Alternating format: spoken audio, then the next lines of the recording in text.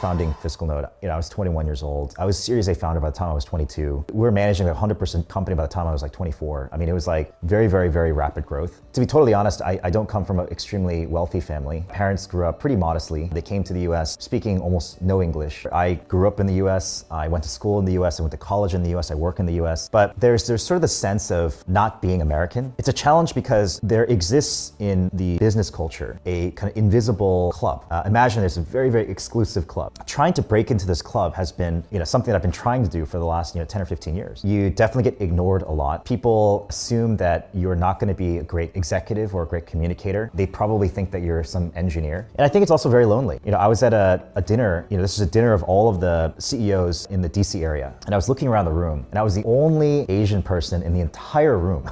I texted my co-founder, I was like, dude, this is so messed up. How am I the only Asian in this room? And there's sort of circles of like 5 or 6 CEOs, typically Caucasian men. And they're all like sort of drinking in there. You're trying to like walk into the little circle and like make conversation and they sort of look at you and they ignore you. Even though, to be honest, I think our company is probably one of the biggest companies in that room.